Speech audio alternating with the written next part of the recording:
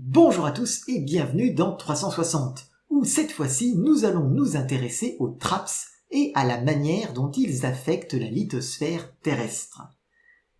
Là où nous nous étions arrêtés la dernière fois, des roches du manteau profond avaient flué en direction de la surface, venant s'installer juste sous la lithosphère terrestre. Ce schéma n'est pas à l'échelle.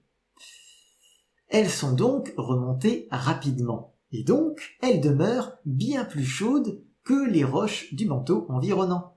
Ces températures élevées, couplées à la baisse de la pression, engendrent de la fusion partielle. Un important volume de roches implique un important volume de magma produit. Le magma, comme tous les liquides, n'aime pas être écrasé sous des tonnes de roches, et il va alors utiliser la moindre anfractuosité pour remonter. Il s'échappe à travers le manteau lithosphérique et vient se stocker à la base de la croûte. La majeure partie du magma n'ira cependant pas plus haut. Elle refroidira lentement et formera ce qu'on appelle un sous-plaquage magmatique. Autrement dit, une masse de roches magmatiques plaquée contre la limite inférieure de la croûte terrestre, elle-même souvent magmatique. Elle fera donc désormais partie de la croûte terrestre. Cependant, pour refroidir, ce magma doit diffuser sa chaleur. Idem pour les roches qui subissent la fusion partielle un peu plus bas. Elles aussi sont chaudes, et elles vont donc refroidir en diffusant cette chaleur, notamment vers le manteau lithosphérique et vers la croûte continentale. Le manteau lithosphérique se réchauffe, et c'est là que tout bascule. En effet, même si sa température ne devient pas souvent suffisante pour provoquer sa fusion partielle, il faut se souvenir que si le manteau lithosphérique fait partie de la lithosphère, c'est parce qu'il est trop froid, et donc trop rigide pour pouvoir fluer avec le reste du manteau asténosphérique. En se réchauffant, le manteau lithosphérique devient plus ductile, plus déformable, et il cesse d'être du manteau lithosphérique pour réintégrer l'asténosphère. Puisque ce manteau peut désormais fluer, il va pouvoir s'écarter latéralement pour faire de la place aux roches profondes venues de la base du manteau. Mais ce n'est pas tout. Si ce manteau est mobile par rapport à la lithosphère toujours située au-dessus de lui, il n'est pas pour autant complètement déconnecté. Ce n'est pas comme si on avait un niveau savonneux entre les deux. L'asténosphère, en bougeant, exerce une force sur la lithosphère, la poussant à s'écarter de la zone de remontée. L'érosion lithosphérique va donc fragiliser la croûte située au-dessus. La contrainte va parfois accentuer la fracturation des roches. Or, nous avons toujours d'énormes volumes de magma sous la croûte, et celui-ci s'efforce toujours de remonter parce que, je le rappelle, un liquide, c'est incompressible, et donc quand on l'écrase, il essaye de s'échapper. Comme je l'avais déjà évoqué à maintes reprises, la croûte continentale est ancienne. Elle a donc une histoire riche qui inclut différents phénomènes ayant laissé des failles, des fractures, qui traversent parfois la totalité de son épaisseur, ou au moins une partie. Le magma cherche des chemins praticables à travers ces fractures. Et en bon liquide incompressible, quand il s'injecte dans une fracture, il tend à la forcer à s'élargir. Ces élargissements fracturent à leur tour les roches qui entourent la fracture initiale. Ces nouvelles fractures peuvent connecter des fractures autrefois séparées. En bref, qu'il existe ou pas des failles traversant la croûte avant l'arrivée du magma, il y en aura après son arrivée.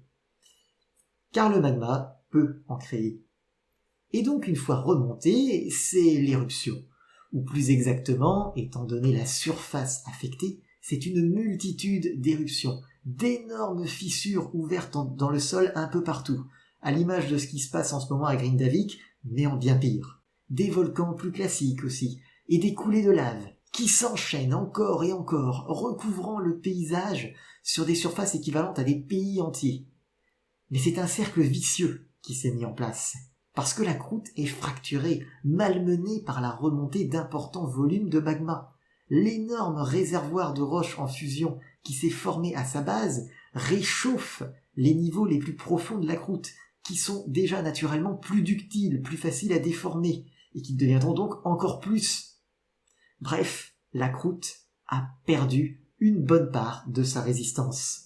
Et puis, il y a ce mouvement de convection qui s'esquisse, avec le manteau asténosphérique qui pousse latéralement cette lithosphère amincie sous l'effet de la remontée de matériaux profonds.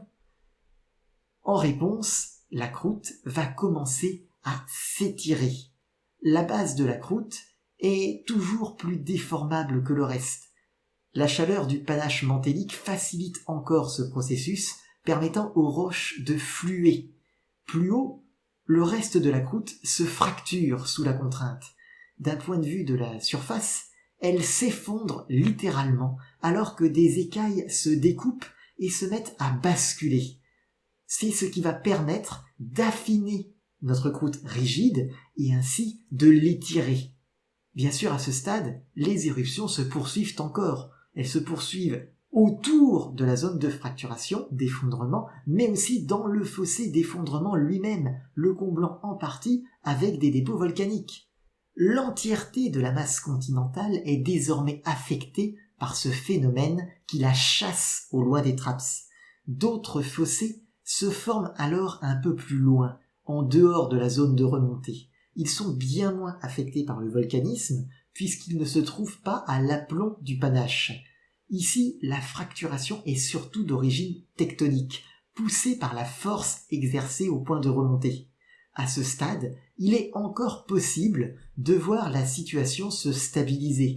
La force exercée par la remontée peut être plus faible que les forces extérieures préexistantes qui compriment le continent et celui-ci demeurera. Mais il arrive aussi bien souvent que ces contraintes extérieures n'empêchent pas la propagation de la fracture dans absolument toutes les directions pour diverses raisons. Alors, les fossés continuent de se propager. Certains de ces fossés d'effondrement, qu'on appelle aussi des rifts, finiront peut-être un jour par se connecter entre eux. Et le tracé de ces rifts ainsi réunis préfigurera celui d'un nouvel océan. Ainsi, les traps sont-ils un des phénomènes capables de provoquer la fracturation de la lithosphère continentale et provoquer un rifting, le phénomène grâce auquel un océan peut éventuellement un jour naître. Mais c'est une autre histoire pour une autre série. Pour l'instant, nous allons nous arrêter là en ce qui concerne les grandes provinces ignées de notre belle planète bleue. À la prochaine fois, et d'ici là, puisse votre esprit demeurer vif et votre curiosité dénuée de toute limite.